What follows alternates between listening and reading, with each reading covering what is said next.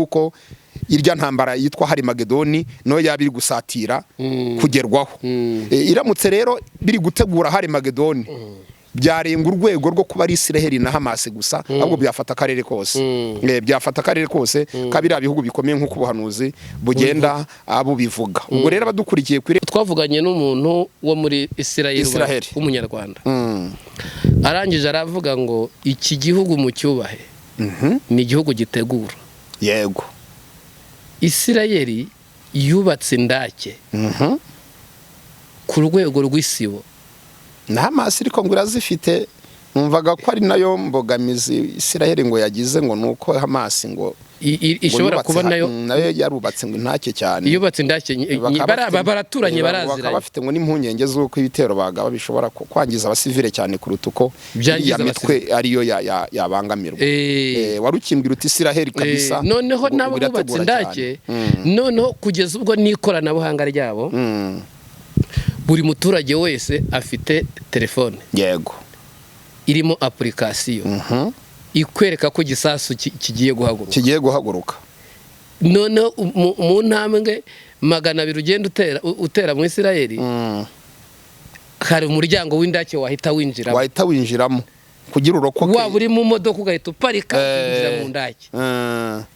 Nubivuga ngo rero nibyo bitero byose by'aba Hamas bavuga ngo bazana, baraza bagasanga hejuru nta bantu bahari, bakabaze bagiye he.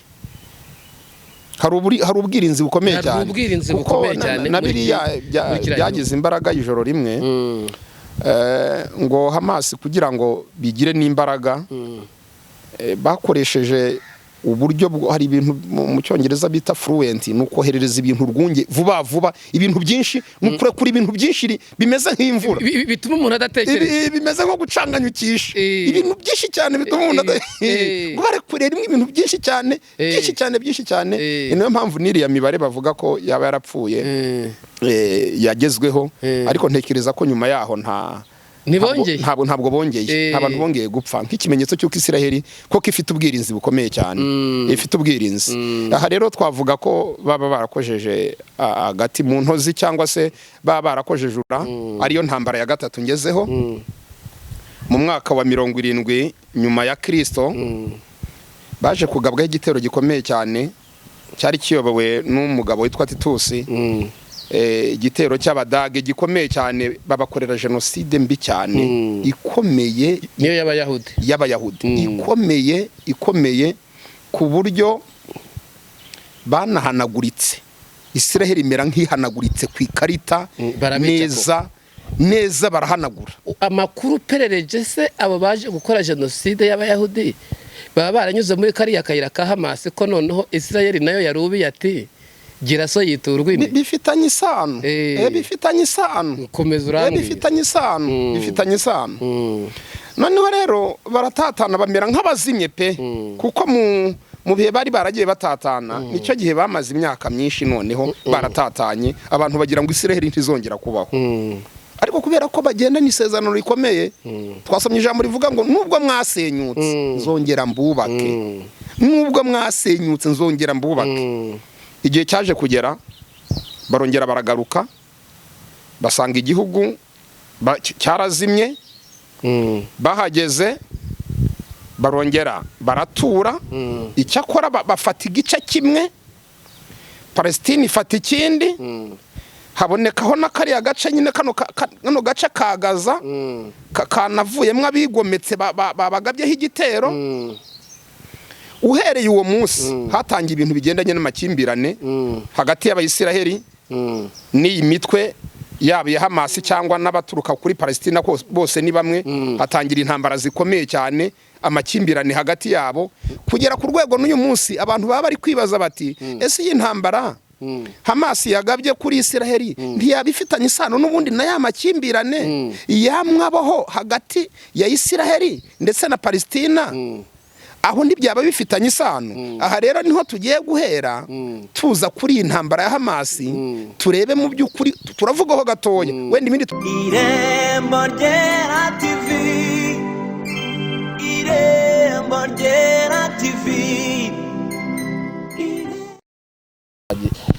Ya reka tubasuhuze shuti bakunzi birembo rigera twifuriza umugisha w'Imana tubabwira ngo mukomere mugire impagarike n'ubugingo mumere neza kandi Imana ibahe kumera neza kandi kumera neza kuzanwa no kubaha Imana kumera neza kuzanwa no kuyumvira ubungu kano kanya rero turi muri cya kiganiro imboni y'umuhanuzi turi kumwe n'umuhanuzi akaba n'umusesenguzi ariko ubungu turaza kuba twicaye mu butaka ku butaka bwa Isirayeli mu rugwego rwo kwizera turaba turi ku mupaka neza wa Gaza ndetse na Isirayeli kuko ubungubu ndatekereza ko Warufeda avuyeyo mvuyeyo iyegereza uretse na hariya hirya uretse na hariya hirya no mu ijuru tubayo mu buryo bw'umwuka ubu uvuye mu Isirayeli ubu mvuyeyo cyangwa suriyo ubu ndiyo ahubwo ndahicaye ubu ndahicaye rwose mu Isirayeli ubu urahicaye cyane rwose Isirayeli nituri bwinjire ku nkomoko yayo ariko uratubwira gato imvo n'imvano ndabanza mbabwira imva n'imvano za Isirayeli tuvuye ku izina ry'ubuyakobo uyu munsi kitwa Isirayeli yitwa Isirayeli turabivuga rwose aho niho tugiye twaje turabivuga ahubwo reka tubanze twiragiza Imana hari amen hataza kugira n'ikitwitambika hataza kugira abakaribani batwitambika harya babandi bateye nabaki abahamasi hatagira abahamasi batwitambika reka twiragize Imana twiragize Imana badakata netwa habasi dakata netwa hari n'abaperesi bazikata ruguru hano oya habasi ariko ngo yamaze kumenya igihe batera ariko uziko Bibiliya imvugo yayo ari yongero ngo nta mujuru uza kumanywa ntawe uza kumanywa burya biba kumanywa n'ingegera Bibiliya ivuga ukuri abiba kumanywa n'ingegera uziko abahamasi nabo ngo baje rero yavuze amagambo akomeye yaravuze ngo mu gicuku basinziriye nta mwanzi ubibura ukungu abantu bari maso reka arubiba basinziriye ari amabombe bacunza bakiryamye reka tuzenge Imana amazi titambika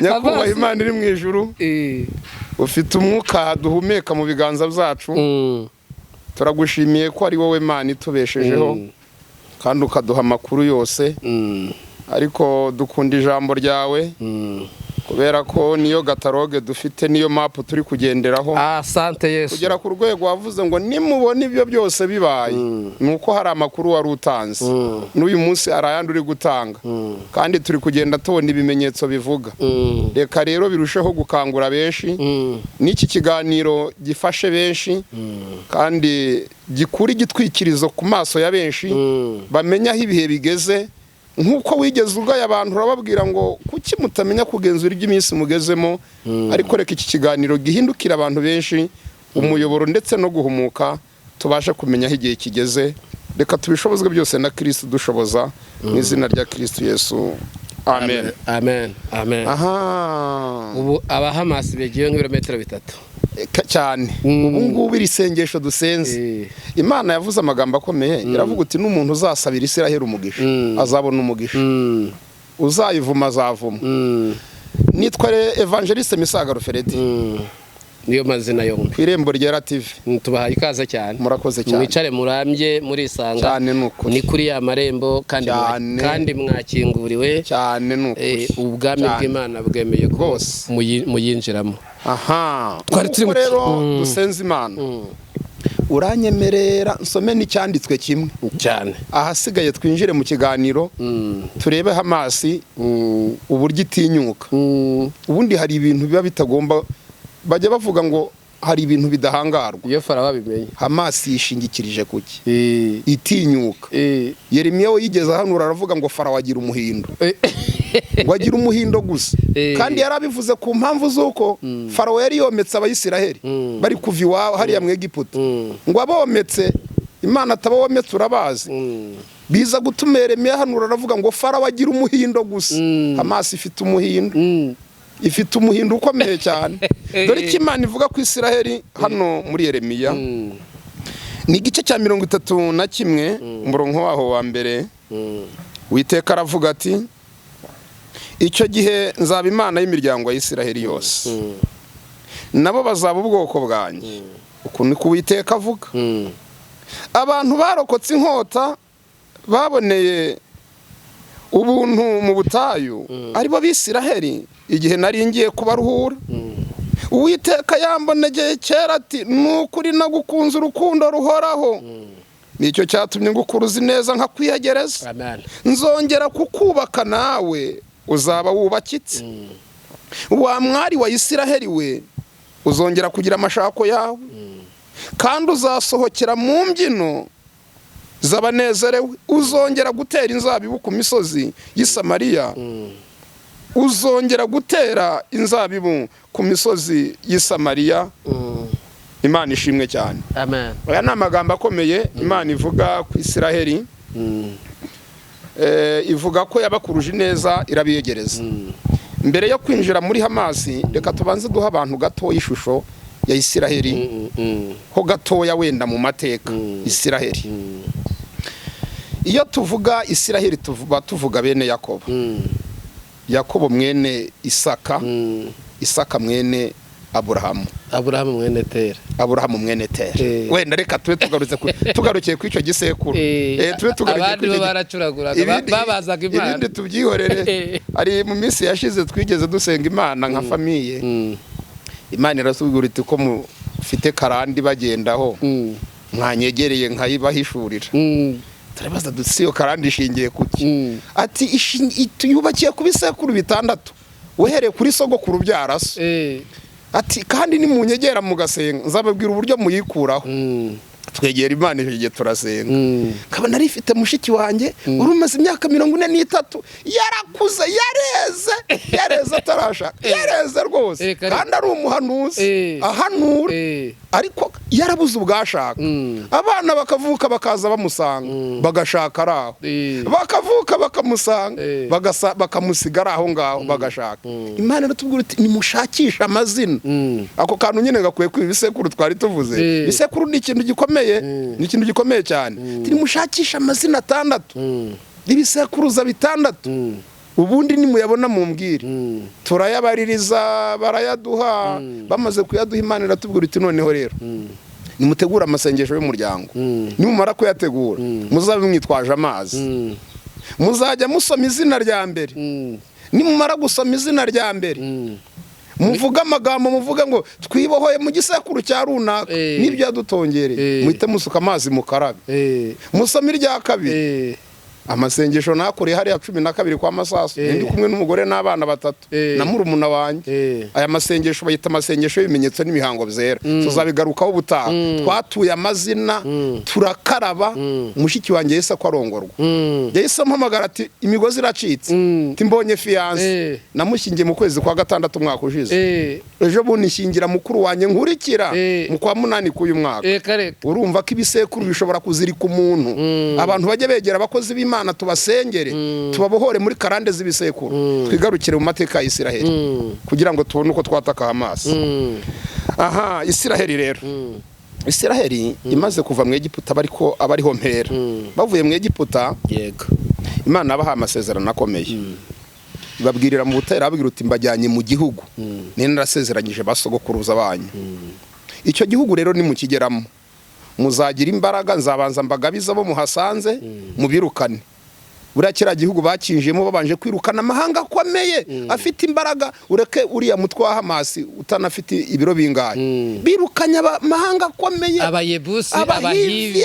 abanaca abameze gute ko hari abagabo bareba bakomeye cyane bibihanyaswa bakomeye cyane barabirukana igihugu baragifata bamaze kugifata Imana ibaha amasezerano nabwira uti nubwo igihugu mugifashe murasabwa kunyumvira n'uyu munsi y'Imana ijyanye ahantu heza umuntu hari ukuntu Imana ifata umuntu ikamutereka ahantu heza akabwira uti ngushyize mu biryo ariko nurya ugahaga ntuzanyibagirwe hari igihe abantu bibagirwa Imana bakuye mu bucakara bakibagirwa Imana bakuye mu muruho umuntu atangiye kurya ifiriti yararyaga ubusa none atangiye kugira umubiri ushyuha atarashyuhaga uwo muntu ajya amenya ko Imana isahi ariyo yose ishobora kumukubita kugira ngo imwugarure kuri gahunda Imana ibabwira amagambo akomeye arabwira uti rero nimunyibagirwa bagabiza abanyamahanga babakubite bicara babizi, bicara n'isezerano ry'umuvumo ry'uko nibibeshye izabagabiza abanyamahanga. Ariko arabwira uti mu gihe cyose muzamukinyumvira nta mahanga azabashobora.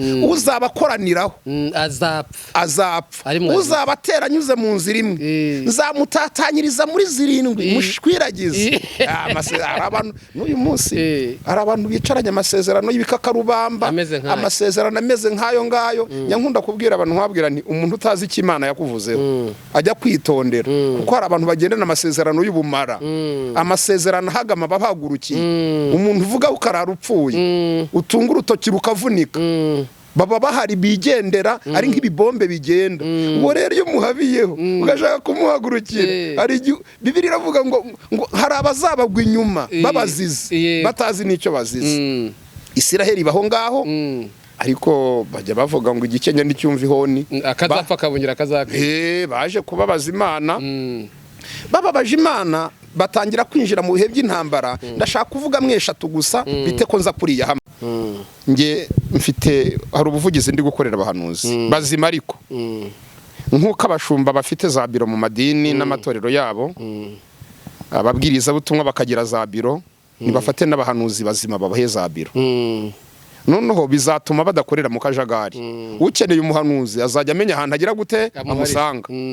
Umunyotero n'ukeneye umuhanuzi amenya amusanga. Umuntu wo hanze muri leta ukeneye umuhanuzi ushaka kumenya amakuru yaho isi igeze, ariko aturutse mu ijuru amenya amusanga.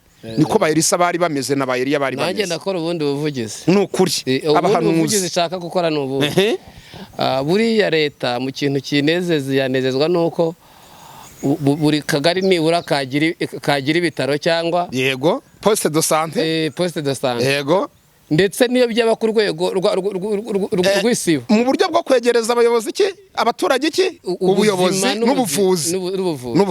Ariko noneho rero barakubwira ngo erekana ubushobozi bukurimo kuko wavura, yego, utazica umuntu. Ubwo je mbivugiye iki? Uwo muhanuzi uri gusabira biro yerekana ubushobozi bw'uko ahanura ko ari bamenya koko, ari bamenya amakuru y'ijuru. Yicare nka Elisa avuga ati giye nabonye nayibonye, atereka amabwire iteraniye muri Siriya. Yes. Rero ubwo se ushobora kureba akamenya ngo dore Hamas iri gutegura ibitero, Isiraheli ni mube maso. Icyo rero ikibazo ni ikibazo kiri aho ngaho, ni ikibazo n'ugufata n'umuntu ujya kuhanuza akitiranya Elisa na Gehazi.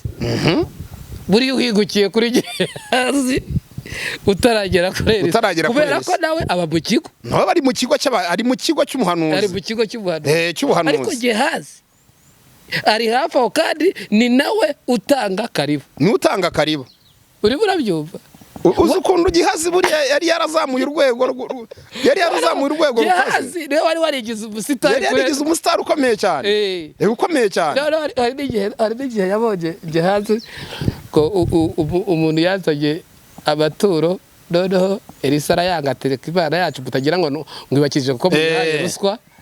Noneho ngo baragenda, ngo bageze hirya Gehazi aravuga ati ariko turamuntu ntago yize ekonomi, kuko si igihombo mu by'ukuri. Ko Imana n'ubundi bakijije ahora mu mwuka gusa, aturamuntu ntazi kujyana n'iterambere ntabizi. Ngo ahita aca ku ruhande, ngo arabatangira hegera ababwira ati databuja isagira abashyitsi atabonye abashyitsi batunguranye, ati atagize abashyitsi batunguranye. Agarutse rero ibyamukoze. Twikomereze rero nguko Hamas twikomereze. Twarimo tuvuga ko ibyo byari by'abahanuzi, tutabahanuzi baye byiza bagira biro, ariko byasaba ngo agaragaze ubushobozi. Koko kwa n'umuhanuzi nyawe yashatse gushinga ivuriro, ariko avura. Ntabwo ari umuhanuzi. Unoneze kuki umuntu aba afite uba warabyaye umwana uri dogiteri, ariko ntuhinduke umwarimu we ngo uvuga ati jewe Minerval naho nzatanga azajya yigira iwanjye n'ikizamini nzakira. ukanguka mujyana muri indi shuri rimwe n'imwe wenda akazanigishwa n'abarimu unarusha ubushobozi cyangwa nabuha training nabuha training aha noneho rero twari tubikuye ahantu Yesu yigeze agira agahinda kuri Yerusalemu ati mwisha abahanuzi ndetse n'ababatumweho urupfu rw'abahanuzi iki kiganiro tukwiye kuzabakurikirana kuko no muri Kigali hari amarimbi menshi y'abahanuzi ugira ngo se kubabwira ngo bisha abahanuzi we ntibari bari kumugera amajaja ni nko kubabwira uti nanjye muraje mu nyice ugira ngo we baramworoheze baramutikije nawe oya ariko hari ahantu hari akuboko kwica abahanuzi ariho nawe yaguye niho yaguye ahubwo hari umugabo umwe we watinye no kumwica witwaga Pilato tinzira karengane mwayiretse batira tumunapfe napfe barashega kugeza ubwo yakarabye aravuga uti sinzi n'inyigisho nigeze ntegura ariko sindayivuga nari narayinoza neza ni inzozi muka Pilato yari yarose hari inzozi yari yarose aravuga ati waciriye imanza beshi atariko uyu muntu umudamu yarabyutse ariruhutse aravuga ati birashoboka ko hari ibyo leta yaba yakubwiye ati cyangwa se muri tekinike y'imanza zanyu ukamufite ukuntu mu bikora atari kuriye ntunamukoze n'urwara uriya mukiranutse nagize iyerekwa mbona n'ubishobora umubohore nibikunanira umureka gwe mu ntoki z'abandi atazadukoraho biza gutuma Pilato akaraba byatubye Pilato akaraba ati ge n'umuryango waje ngewe ntibinkurikirane ahubwo amaraso yabo y'uyu mukiranutse muzayabazwe abari mwazakoraho barashega bati nta kibazo ati nta kibazo adufate ariko yaradufashe byaje rero gusohora ariyo ntambara ya gatatu ngezeho mu mwaka wa 70 nyuma ya Kristo baje kugabwaho igitero gikomeye cyane cyari kiyobowe n'umugabo witwa Titusi igitero cy'abadage gikomeye cyane babakorera genocide mbi cyane ikomeye niyo y'abayahudi ikomeye ku buryo banahanaguritse Israel imera nk'ihanaguritse ku ikarita neza barahanagura amakuru perereje se abo baje gukora genocide y'abayahudi baba baranyuze muri kariya kayira ka Hamas ko noneho Israel nayo yarubiye ati gira so yiturwa ine bifitanye isano komeza urangiye bifitanye isano noneho rero baratatana bamera nk'abazimye pe kuko mu bihe bari baragiye batatana nicyo gihe bamaze imyaka myinshi noneho baratatanye abantu bagira ngo Israel ntizongera kubaho ariko kubera ko bagenda n'isezerano rikomeye twasomye ijambo rivuga ngo nubwo mwasenyutse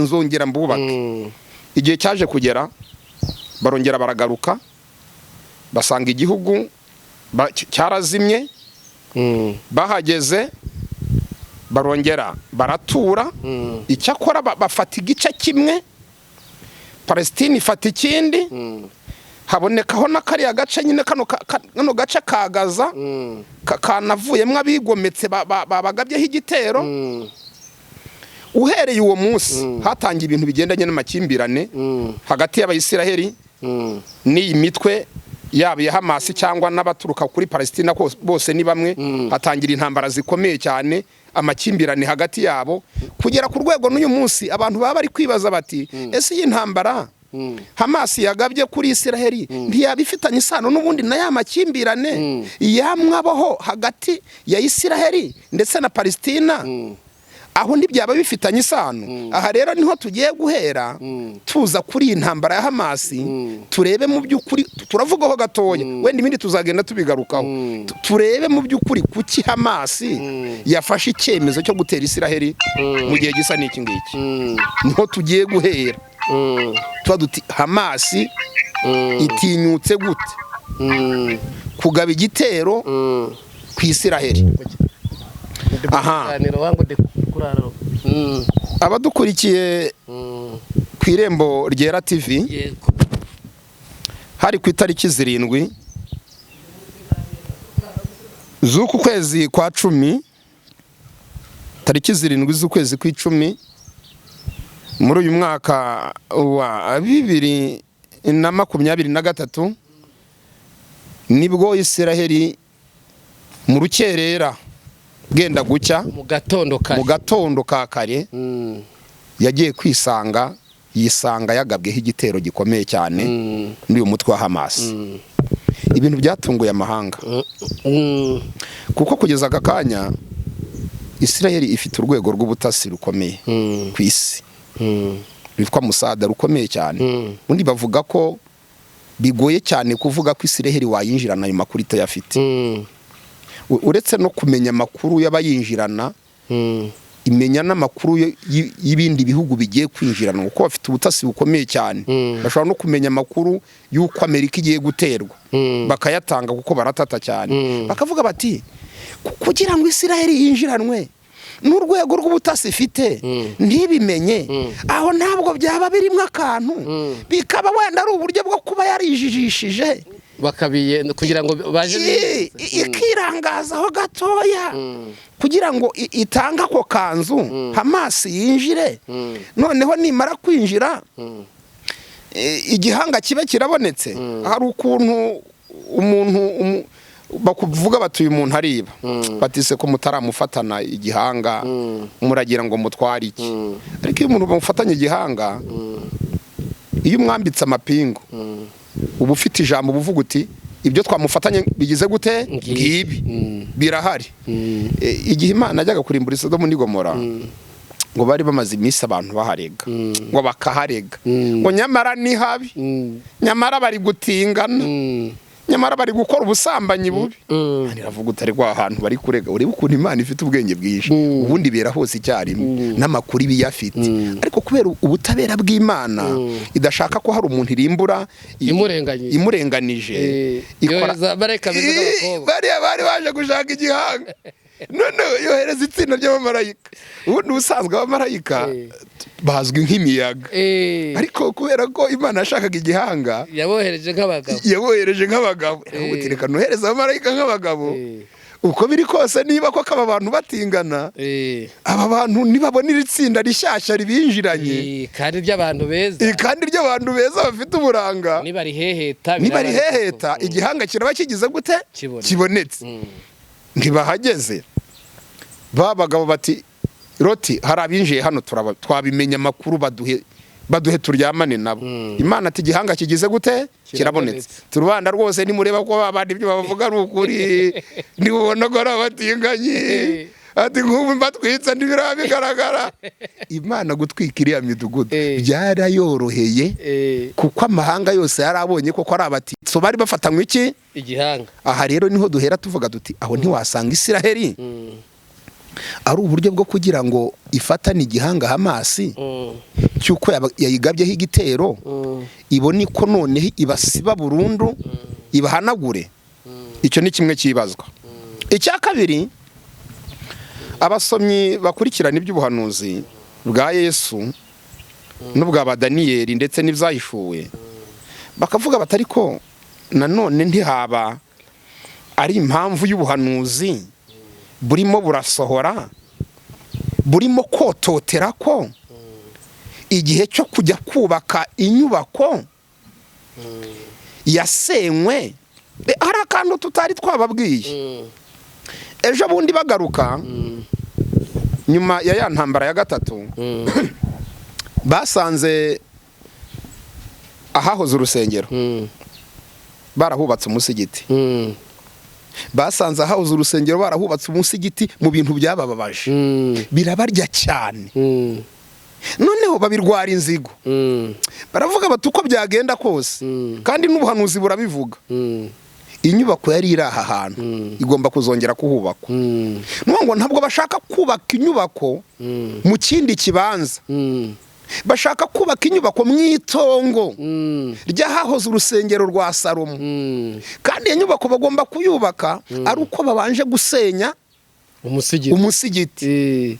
None bakavuga bati aho ntiyaba kandi ntiwasenya umusigiti utarasenya nyirawo bakavuga bati aho ntiwasanga harimo gahunda nanone yo gusohora k'ubuhanuzi bagira ngo barwane intambara bongera bigarure cyane ko buriya butaka babufata nk'ubwabo Palestine iriho kuko ubu uyu munsi no mu bakurikirana hafi ibintu bigendanye na politike Palestine abanze kuyiha uburenganzira nk'igihugu cyigenga bamwe bakanavuga bati reka Isiraheli nabavogere binafitanye isano n'imiryango mpuzamahanga yanze guha Isiraheli Palestina uburenganzira ngo yigenge nayigira ijambo kugira ku rwego uyu munsi Isiraheli ireba Palestina ikayibona nk'intara yayo cyangwa nk'umurenge wayo kavuga uti n'ubundi nahacu nahacu dore ko hari n'ibice na bimwe igenzura ibigenzura ibikurikirana no bakavuga bati birashoboka cyane ko Isiraheli ishobora no kwitwaza ku kantu ko kuvuga ati ubu n'ubutaka bwacu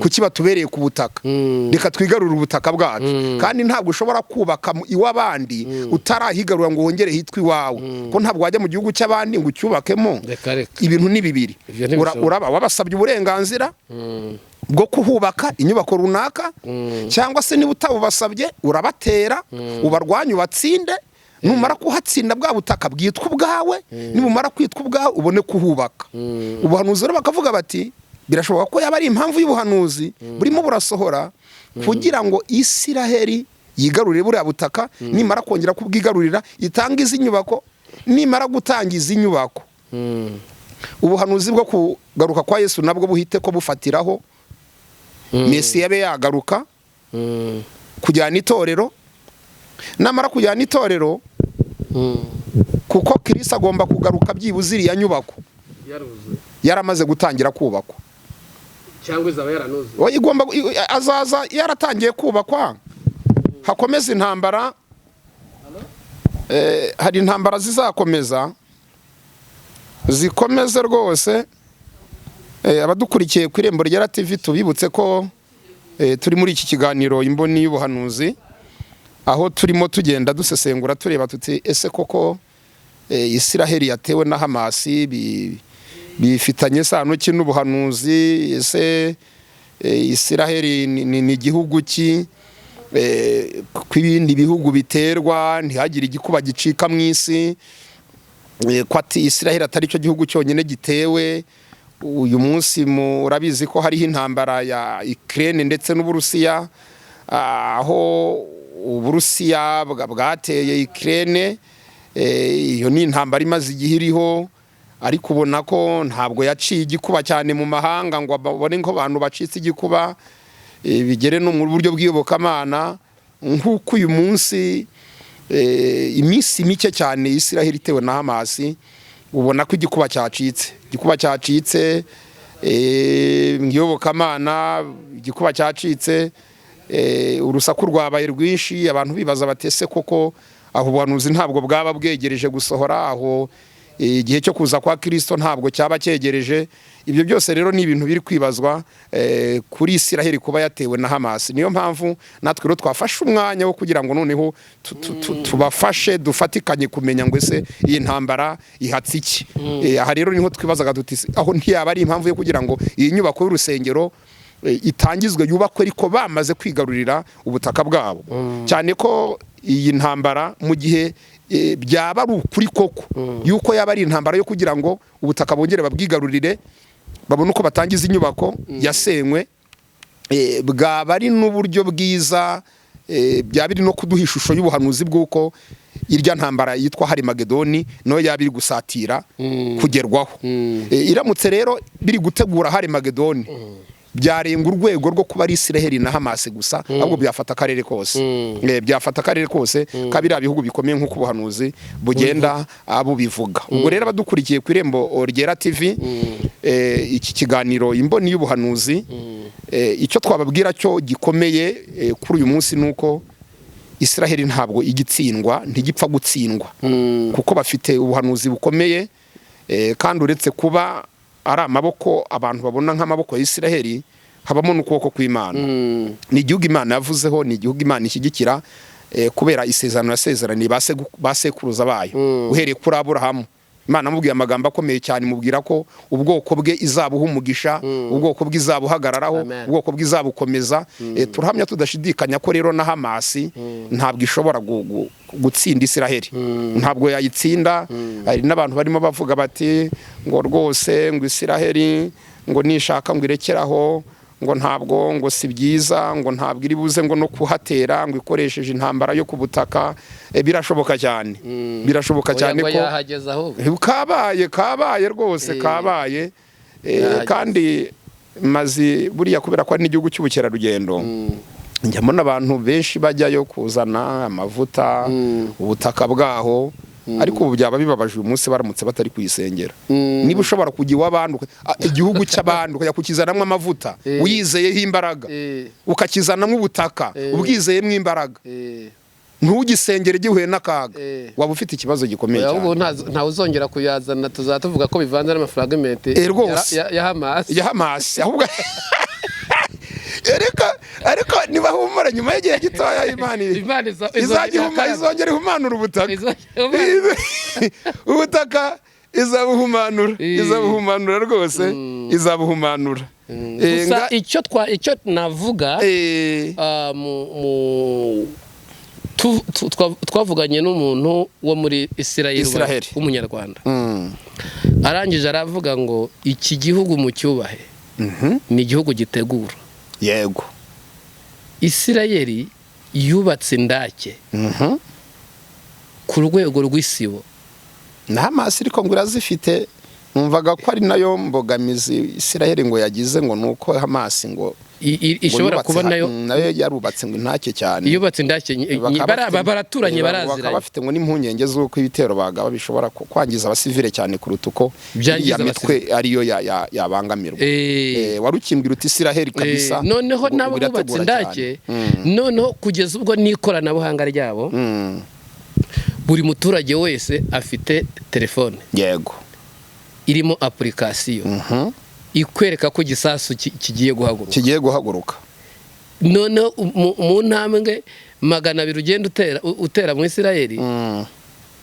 hari umuryango w'indake wahita winjiramo kugira urokoke waba uri mu modoka ugahita uparika winjira mu ndake nubivuga ngo rero nibyo bitero byose by'aba Hamas bavuga ngo bazana baraza bagasanga hejuru nta bantu bahari bagiye he hari ubwirinzi bukomeye cyane na biriya byagize imbaraga ijoro rimwe ngo Hamas kugira ngo bigire n'imbaraga bakoresheje uburyo hari ibintu mu cyongereza bita fluent nuko herereza ibintu rwunge vuba ibintu byinshi nukure kuri ibintu byinshi bimeze nk'imvura bituma umuntu adatekereza bimeze nko gucanganyukisha ibintu byinshi cyane bituma umuntu barekurera ibintu byinshi cyane niyo mpamvu n'iriya mibare bavuga ko yaba yarapfuye yagezweho ariko ntekereza ko nyuma yaho ntabwo bongeye abantu bongeye gupfa nk'ikimenyetso cy'uko Isiraheli koko ifite ubwirinzi bukomeye cyane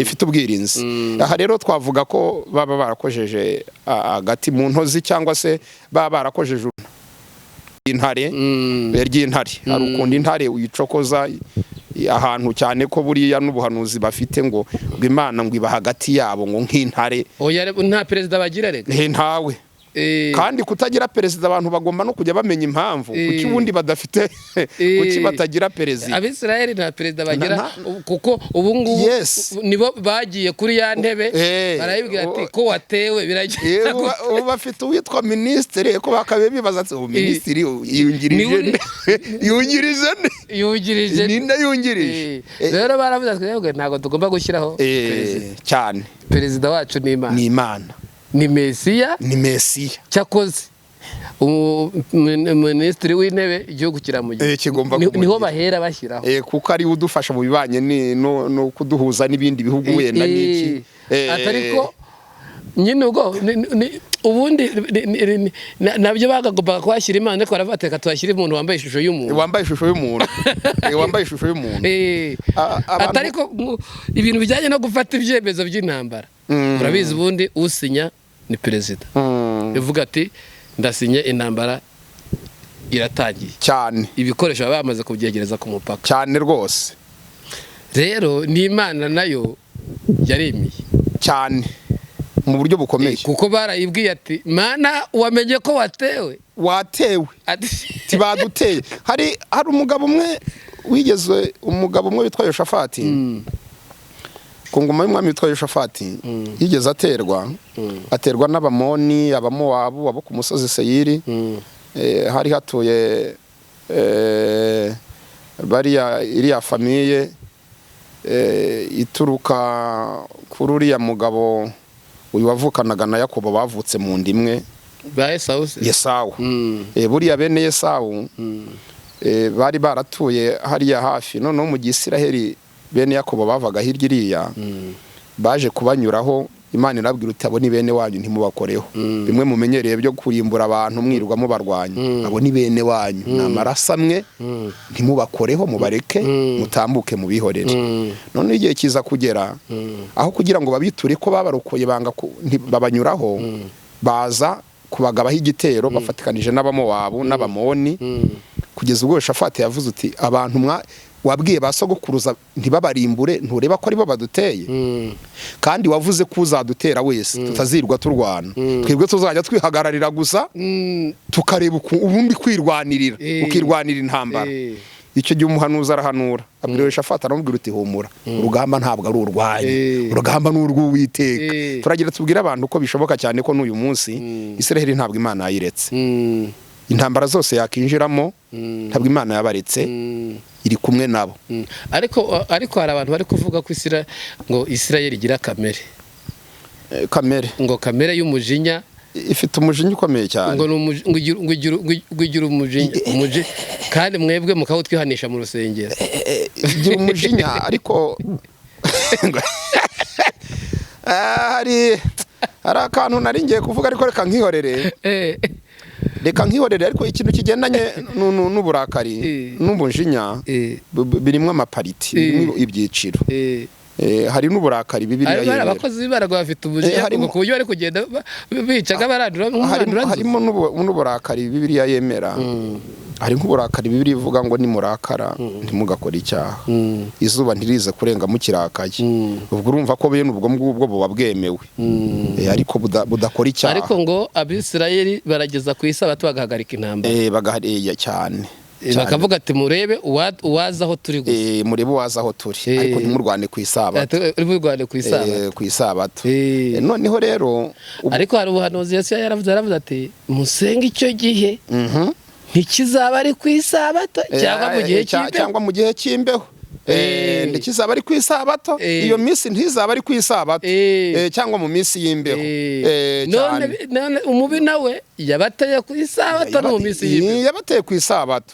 Urebe ukuntu umuba ari hatari, yabateye ku Isabato. Ubuhanuzi ni hatari. Ubuhanuzi ni ikintu gikomeye. Buriya mu biganiro by'ubutaha tuzinjira cyane mu bintu bigendanye n'ubuhanuzi, icyo ubuhanuzi buvuga ku Isiraheli n'izi ntambara ziri kuba, kuko hari isomo bigomba guhisa. Niba Isiraheli yatewe, nirihe somo abantu bagomba gukuramo? Ese abantu bakwiye kugira uhe mwifato? Ese abantu basenga bakwiye kwitwara gute niba Isiraheli yatewe? Bakwiye kwibona nk'ibisanzwe? Bakwiye kubifata nk'Uburusiya bwateye Ukraine? Bakwiye kubifata nk'izindi ntambara zose ziri kuba hirya no hino muri iyi si yacu? Niba Isiraheli yatewe, abantu bakwiye kubitwara gute? Abantu bakwiye kwitwara gute? Ubutaha tuzagaruka ku kintu cyitwa ubuhanuzi ku bigendanye n'intambara ya Isiraheli uyu munsi, icyo bisobanuye, amakuru biri gutanga, biri gusura iki, ese nibiki byenda kuba, ese tugereka akaguru kandi twumve ko ari amahoro. Ese intambara ya Isiraheli ntishobora kuba yadukoraho twese, natwe tukisanga katubayeho, twibwiraga iyo katatubayeho mu buryo bumwe, katubaho mu bundi buryo, hashobora kuba inzara, sase yazamuka, ibintu byose byakwanga cyane rwose. Noneho cyangwa bakavuga bati noneho nta ndege iri buhaguruke mu gihugu cy'iwabo. Cyane ibyo byose bigagenda bitugiraho ingaruka, kandi bari abagabo babifitiye ubushobozi no kubibwira Amerika ikabivuga.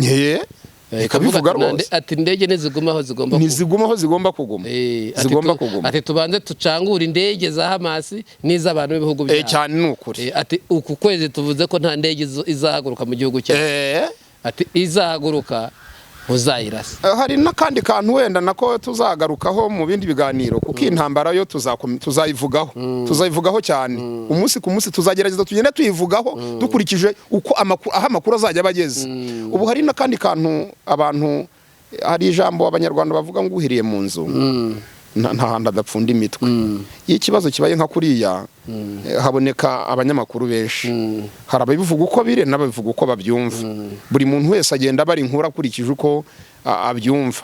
Hari n'abari kubara inkuru bavuga bati ariko iyi ntambara ho ntabwo yaba ifitanye isano n'Uburusiya, bwari busa naho bunaniriwe cyane guhangana na Ukraine, bakavuga batesaho ntiwasanga ari nka politike ya Putin, akaba ari inyuma ya Hamas yo kugira ngo Hamas igende irangaza Isiraheli, noneho Amerika irangarire kugutabara Isiraheli, bitume Putin bimworohera gufata Ukraine, ikintu cyamunaniye mu gihe kingana n'umwaka urenga akaba yajya yakigeraho. Ibyo nabyo birahihiswa, nabyo wenda tuzabirebaho.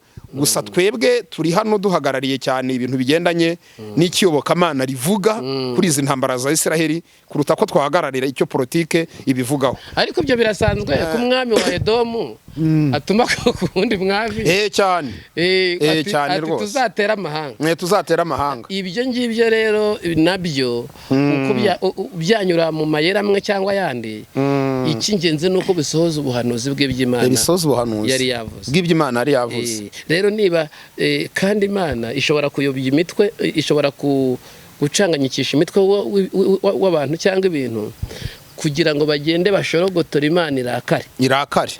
Rero Isirayeli wasanga nayo cyari cyo gihe cyo kugira ngo Gaza iyifate, kuko nayo yavuze ati twe turatomboye, ati twebwe ntidutera utatubanje, ati kuba muduteye, ati mwaraduteye, twebwe ntabwo ariko twabateye, ati rubana mwese murabe mubibona ko aba bantu bari kutwendereza. Niko Bibiliya ikoresheje ijambo ryitwa kwendereza. Ati murareba ukuntu barimo baratwendereza, murebe ati mube murebe. Rero ibo baravuga bati rero twebwe nta kintu twakora duhisha amahanga, twamwitangiriza. Atari ko twebwe ntabwo turi gushaka abaturage, bwo dukurikiranye umuntu waduteye. Niba mufite niba muduhe tugarukireho tugeze. Hari n'abantu ariko tutaramubona buriya banikozeho, hari n'abantu babo bafashe bugwate. Ziriya ntambara twagiye tugarukaho zagiye zibaho mu bintu byababazaga Imana. Hari babaga banajyanye abantu babo, barabateraga ariko bakajyana n'abantu babo, Imana ikababara. N'ubu ngubu Hamas hari abantu ba Isiraheli yajyanye, ibyo byabaga twerekera ku musozo. Turagira ngo rero n'ubundi uhe nimero ya telefone abadukurikiye cyane rwose kugira ngo dusoze tuzakomeze. Evangeliste Misagaro Feredi mwari kumwe muri iki kiganiro ku Irembo Ryera TV. Kontakte umudushakiraho ni 078452 kuri WhatsApp iriho. Abantu baba hanze mubanza akamenyetso ko guteranya 250 mugakomeza ibisigaye mumaze kubimenyera. Imana y'amahoro ibishimire. Yesu uti rero hari intambara eshatu bahise ko binjizwamo, twakita nk'inkoni. Aha niho twari tugeze tuvuga duti mu by'ukuri niba umuntu Imana imugiriye neza, ariko nanite kukumenya ngo Imana ishobora kumukubita akanyafu cyane. Hano Imana yaje gukora inama, tuyita inama kubera inyandiko umuhanuzi yakoresheje witwa Yesaya mu gice cya 5. Niho Imana yavuze iti rero ngiye nonkeje abana ndabarera. Kandi ubu bwoko bwa Isiraheli mu gutegeka kwa 2 gice cya 7 umurongo wa 7, Imana avuze amagambo akomera avuga ngo njya kubatoranya mu yandi mahanga, si uko mwari beza kuruta abandi, mwangireho umugisha ndabatoranya mbakuruzi neza ndabiyegereza, ndabonsa ndabarera, ndabaheka mbaye isezerano ry'uko imvi zizaba uruyenzi ngiye nkibahetse nduwiteka Imana yanyu. None mwigeze abakora icyo gihe rero Imana ikoresha akanama iravuga iti nimuze munkize n'aba bantu. Yemwe bantu b'i Yerusalemu mwese nimuze. Ikintu nagombaga gukora ntakoze niki gituma bambabaza bakampemukira. Icyo gihe rero nibwo Imana avuze iti ngiye gusenya uruzitiro rwabarindaga, mutangire muvogerwe. Ariko Imana ikagivuga iti rero gusa ntuzabavogera nzahindukira muhane buriya y'Imana yagukunze iba yagukunze uzi ko Imana ifata umuntu ikamuhindura akanyafu ko kugukubita ikazahindukira ikabimuryoza kandi ariyo yari yamuguteje icyo gihe rero nibwo Abisiraheli bavogerewe batangira kuvogerwa mu ntambara zikomesha tubagize hari intambara bagabweho n'igitero na Nebukadinezari umwami w'i Babuloni ku ngoma y'umwami witwa Hezekiya igihe yari yararwaye abantu barakibuka bakunda no kugikoresha cyane iyo bari kukanduka avuga ngo Imana ngo twongerere imyaka yo kuba ihari utuntu muri bire abantu batajya bibagirwa iyo abantu bafite ibyo batayokuramo iyo kuramo ibahita bagakomoza ati ngo na Hezekiya ngo yamuhaye 15 buriya rero Hezekiya Imana imuha imyaka 15 yamuhaye mike baye yarayimuhaye se yagira ngo yitwayemo neza nabaza atarayibaza ntabwo wazayibaza kuko ntiyitwaye neza kuko Imana ikimukubita 15 yaraserebuye aratumira inshuti atumiramo n'inshuti z'i Babuloni uwo vusi ngo yarayanywa arike abwira umwami w'i Babuloni ati Imana ntireyiteke impaye indi myaka umwami w'i Babuloni niba ari ukubera akazi kenshi yari afite amwoherereza intumwa zimuzaniye impano zimuzaniye ibintu ati mugende mwifatikanye nawe mubwire uti ndi kumwe nawe rwose muri inyuma izo ntumwa rero zihageze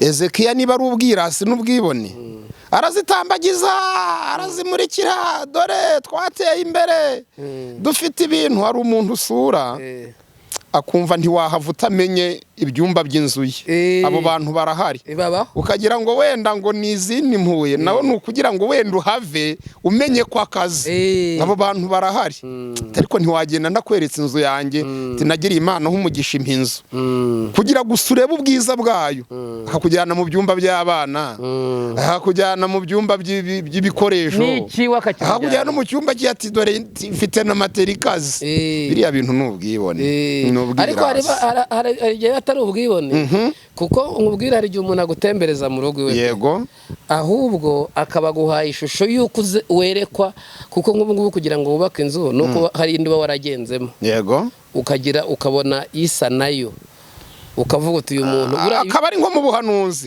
akayigutambagiza ari nko mu buhanuzi urimo wiga ukora inyigo urimo wiga kuko niyo mpamvu mu gihe Salomo yibahaga urusengero yatumije ababesarere n'abantu bose babubatse n'abo hakurya y'amazi ho bose aravata umuntu wese w'umuhanga nashaka abari mu bihugu bya kure mutegere mu muzare tugiye gukora irushanwa ry'igishushanyo mbonera cy'urusengero rw'Imana ubwo tuvuge ko wenda byahinduka danje bitewe n'icyateye umuntu kubikora kuko Imana ireba mu mutima ikamenya amakuru ushobora kuza narubatse inzu nziza nkagutembereza nta kwishisha ntazi kuroga nakubwira nti rero cyane turi nk'inshuti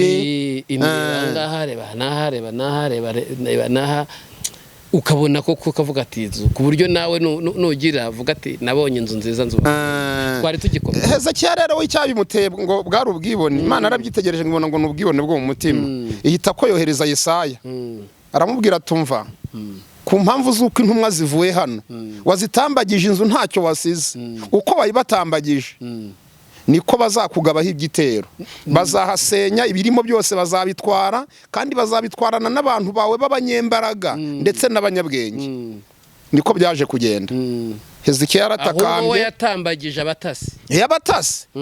abatasi kabisa niko byaje kugenda cyakora Imana namubwiye uti ku mpamvu z'uko wena unsabye imbabazi ntabwo nzabisohoza ku ngoma yawe nzabisohoza ku ngoma y'abagukomokaho warigendeye haje gucaho abami bagera nko kuri 7 Imana iza kubisohoza baza guterwa n'umwami w'i Babuloni Nebukadinezari barahasahura nicyo gihe bajyanye ba Daniyeli ba Saduraka nabo ba Meshake barabagenda babajyana mu bunyage umuhanuzi Yeremiya arahanura avuga uti nubwo mugiye 70 muzayimarayo haza kuboneka abandi bahanuzi nabo bishakira indamu babaho abahanuzi bishakira indamu bavuga ibintu mu gitondo muzinge turataha ati turataje ubwo ejo muraba mutaye ati mwikwirwa mutangiza umushinga w'ubuko tuzawukorerayo uzi ntambara Yeremiya yahuye nazo zo kugira ngo ajye avuguruza ayo magambo kandi abantu babishakira umuntu babwira utazabananiza bajyaga inyuma bababwira ko barataha vuba Yeremiya turaduca intege wowe aturi umugome uratubwira 70 muri ubu buzima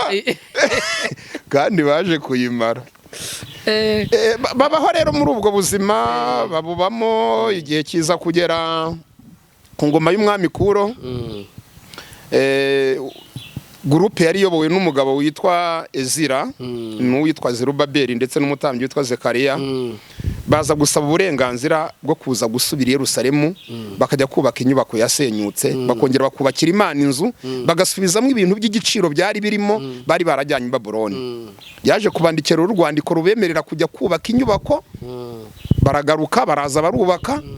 Bamaze kubaka, witwa Nehemiya nawe aza kuza nyuma, aje kuza gusana inkike nazo zari zarasenyutse. Nyuma rero, nyuma y'imyaka 70 baza kugaruka, bagaruka mu gihugu cyabo. Barongera baratura, baratekana, ubuzima burakomeza. Igihe kiza kugera nanone baza kongera gukora ikosa, bajya mu bihe by'intege nkeya, bongera kugira indi ntambara ya gatatu ikomeye cyane, bagahiga igitoro n'umwami wa Egiputa.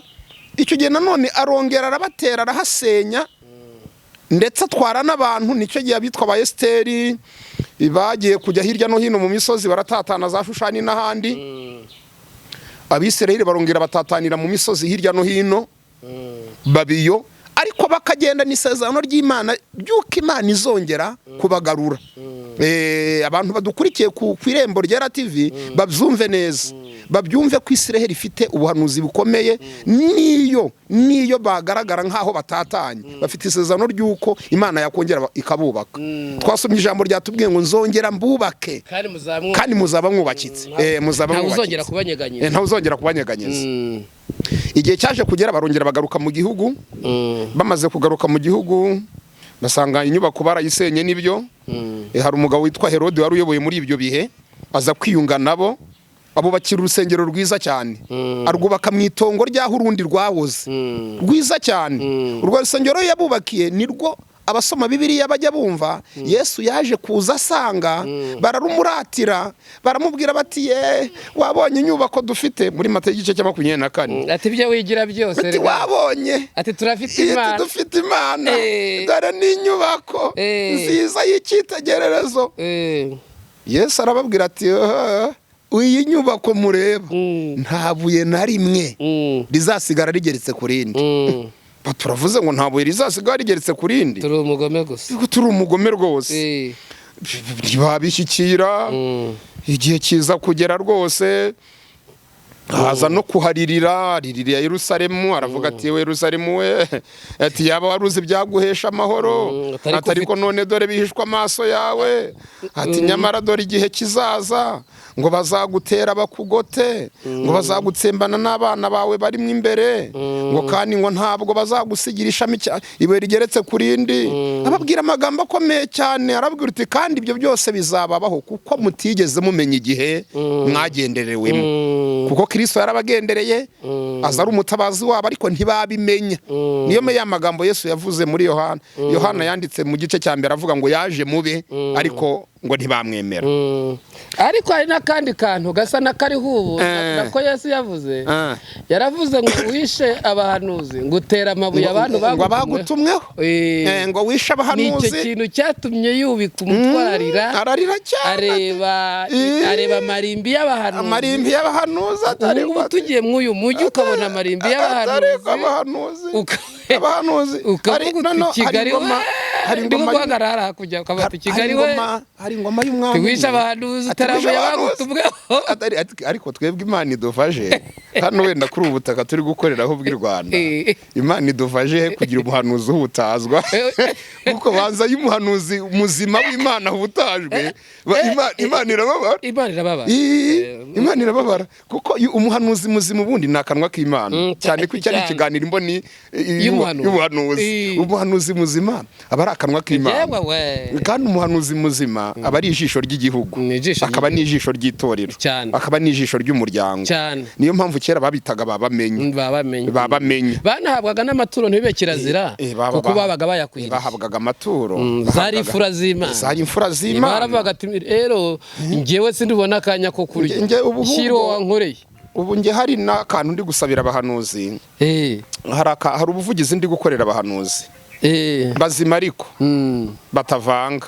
Hari ubuvugizi ndi kubakorera nkabubakorera haba cyane cyane ku madini n'amatorero. Ndimo ndasabira abahanuzi ko ari bishoboka umuhanuzi wamaze kugenzurwa akagenzuzwa ijambo ry'Imana bakabona koko niwe kandi bakabona n'umuhanuzi w'ukuri, kuko hari ibimenyetso, hari iminzani ipima umuhanuzi ukamenya niba ari muzima, umupimisha ijambo ry'Imana